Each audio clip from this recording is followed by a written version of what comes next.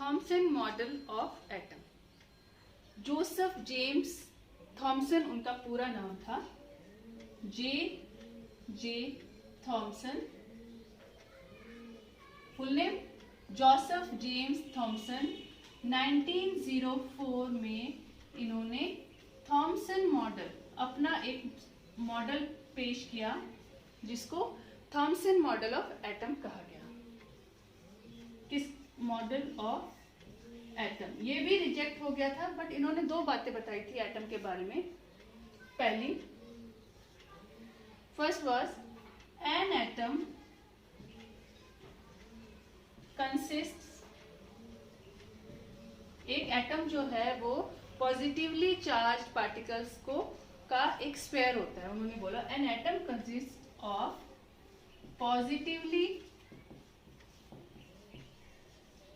Charged particles. Okay, वो sphere है, एक स्फीयर, पॉजिटिवली चार्ज पार्टिकल या फिर हम स्फीयर बोल, चार्ज स्फीयर। एटम एक पॉजिटिवली चार्ज स्फीयर है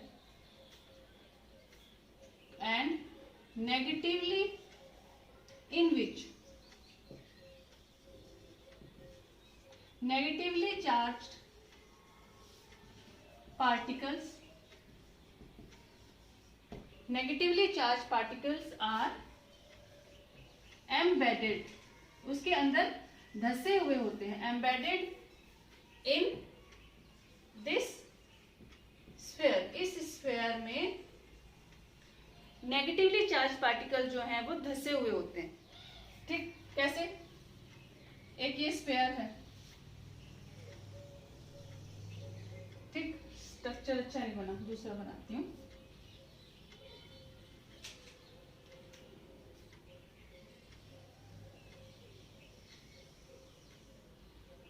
ये स्फीयर है। उन्होंने बताया जैसे वाटरमेलन, इसको एक तो वाटरमेलन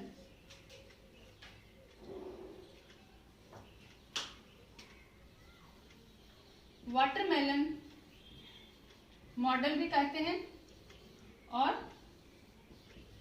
प्लम पुडिंग मॉडल भी कहा गया, और तीसरा एक और नाम था एप्पल पाई। एप्पल पाई, ये तीन नामों से इसको बुलाया गया। क्यों? जैसे वाटरमेलन होता है, वाटरमेलन के अंदर ये जो पोर्शन होता है, ये तो ग्रीन बाउंड्री होगी, ठीक है।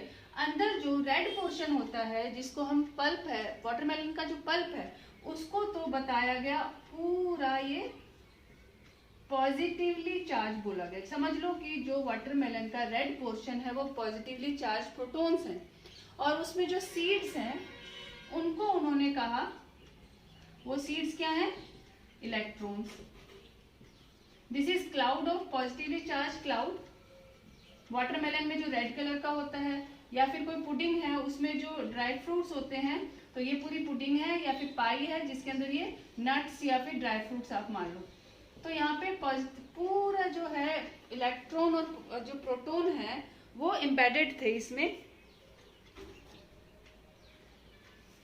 This all is positive charge and negative, इसमें ये negatively charge particles are embedded in it.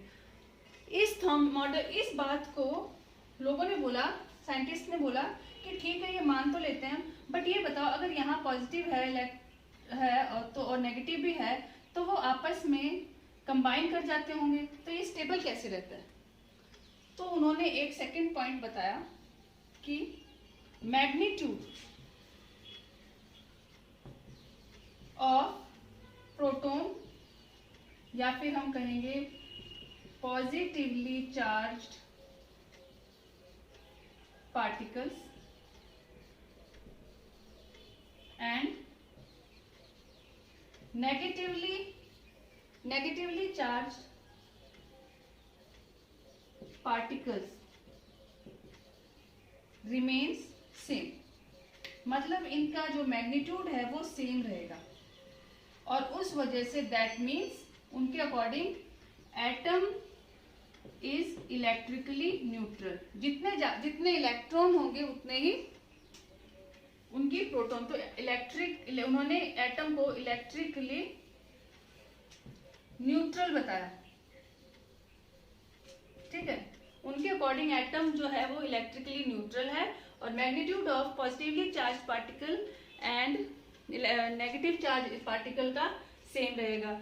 So this was Thompson model, but it was rejected because of the arrangement of proton and electron. वो explain नहीं कर पाए कि electron और proton की actual position क्या है, या फिर रदरफोर्ड के जो एक्सपेरिमेंट था उसके सवालों के सही सही उसमें जवाब नहीं थे, ठीक। ये मॉडल जो था वो प्रोटॉन और इलेक्ट्रॉन के अरेंजमेंट को एक्सप्लेन नहीं कर पाया, रदरफोर्ड के आगे ये फेल हो गया और इसे भी रिजेक्ट कर दिया गया। So this was Thompson model of atom.